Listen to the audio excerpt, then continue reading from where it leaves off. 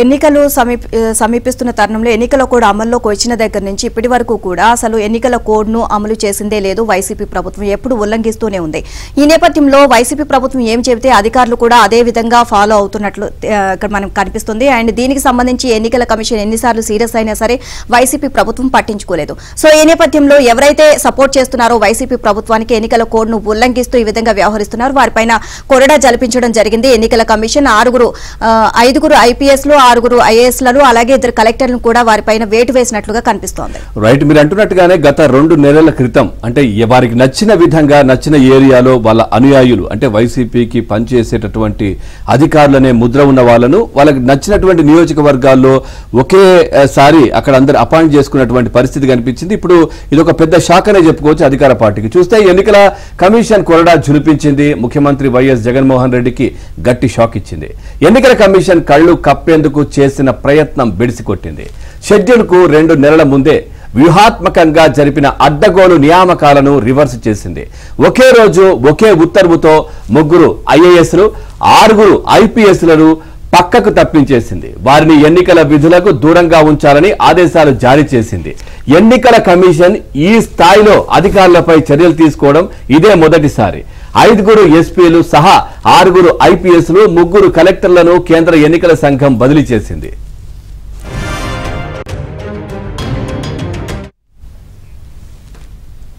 పల్నాడు జిల్లా ఎస్పీ రవిశంకర్ రెడ్డి, అనంతపురం జిల్లా SP KKN Anburajan, Chittoor జిల్లా ఎస్పీ పల్లె జాషువా, ప్రకాశం జిల్లా ఎస్పీ పరమేశ్వర్ రెడ్డి, నెల్లూరు జిల్లా SP Tirumaleshwar Reddy, Guntur range IG పాలరాజులను కృష్ణా జిల్లా collector P Rajababu, Anantapur collector M Gautami, Tirupati collector doctor లక్ష్మీషాను ఎన్నికల విధులకు దూరంగా ఉంచాలని ఈసీ స్పష్టం చేసింది.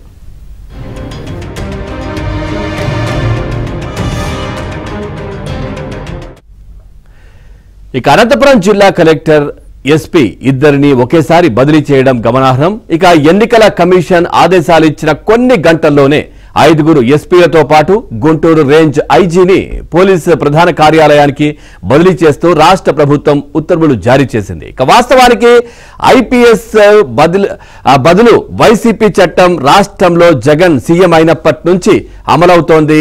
అలా చేయగలిగిన వారికే వైసీపీ నేతలు సిఫార్సు చేసి శాంతి భద్రతల విభాగంలో పోస్టింగులు కూడా ఇప్పించారు. ఫలితంగా అధికార పార్టీకి చెందిన వారు అరాచకాలు చేసినా బాధ్యులపై కాకుండా బాధితులపై కేసులు పెట్టి చితక్కొట్టే పోలీసు అధికారులే రాష్ట్ర నలుమూలలా కనిపిస్తున్నారు. అదే కోవలో పనిచేసిన ఐపీఎస్ అధికారులకు రాష్ట్రంలో కొరవలేదు. కానీ నిష్పక్షపాతంగా పనిచేస్తేనే ఎన్నికల విధుల్లో ఉండాలని, ఏకపక్షంగా పక్షపాతంగా వ్యవహరిస్తే ఉపేక్షించబోమని ఎన్నికల కమిషన్ గట్టి షాక్ ఇచ్చింది. రాష్ట్రంలోని 26 పోలీసు యూనిట్లలో మెజార్టీ ఐపీఎస్లు అధికార పార్టీకి అనుకూలంగా పనిచేస్తున్నారనే అపవాదు చాలా కాలంగా ఉంది. అటువంటి వారిపై నిఘా పెట్టి 6 ఉద్వాసన పలికిన ఎన్నికల కమిషన్ మరికొందరిపై దృష్టి సారించినట్లు తెలుస్తోంది. ఒక డీఐజీ, మరో ఐజీ ర్యాంక్ అధికారితో పాటు అడిషనల్ డీజీ స్థాయి ఐపీఎస్ కు బదిలీ తప్పకపోవచ్చని ఉన్నత స్థాయి ఐపీఎస్ వర్గాల్లో చర్చ జరుగుతోంది. ఇదిలా ఉండగా ఎన్నికల కమిషన్ ఆదేశాలిచ్చిన కొన్ని గంటల్లోనే 5 ఎస్పీలతో పాటు గుంటూరు రేంజ్ ఐజీని పోలీసు ప్రధాన కార్యాలయానికి బదిలీ చేస్తూ రాష్ట్ర ప్రభుత్వం ఉత్తర్వులు జారీ చేసింది.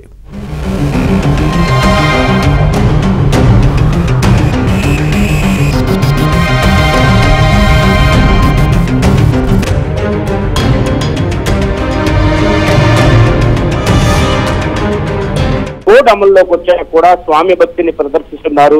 ఇటువంటి వారిపైన నిఘా పెట్టిన కేంద్ర ఎన్నికల సంఘం 6 ఐపీఎస్లను 3 ఐఏఎస్లను బదిలీ చేస్తూ వారందరినీ కూడా ఏదైతే ఐఏఎస్లనేమో జీఏడీకి రిపోర్ట్ చేయాలని, ఐపీఎస్లను డీజీపీ ఆఫీసులో బదిలీ చేస్తూ ఉత్తర్వులు కూడా జారీ చేసింది. అయితే ఈ బదిలీలు వెనుక వారు చూపిన స్వామి భక్తే ప్రధాన కారణంగా అర్థమవుతుంది. ముఖ్యంగా పరమేశ్వర్ రెడ్డి ఎవరైతే ఉన్నారో ఆయన వైసీపీ నేతలు ఏం చెబితే అది చేసేవారు. ఆయన ప్రస్తుతం ఆయనను ప్రకాశం జిల్లా ఎస్పీగా ఉన్నప్పటికీ కూడా గతంలో తిరుపతిలో పనిచేశారు. ఇప్పుడు ప్రకాశం జిల్లా ఎంపీకి పోటీ చేస్తున్నటువంటి గోమన ఎంపీకి ప్రకాశం జిల్లా ఎంపీకి పోటీ చేస్తున్నటువంటి వైసీపీ నేతలకు అండగా నిలిచిన పరిస్థితి అయితే కనిపిస్తోంది. అయితే దీనికి సంబంధించి ఆయన ప్రకాశం జిల్లాలో ఉంటే ఖచ్చితంగా వైసీపీ విజయం తథ్యమని భావించి ఆయన అక్కడికి బదిలీగా తెచ్చుకున్నారు.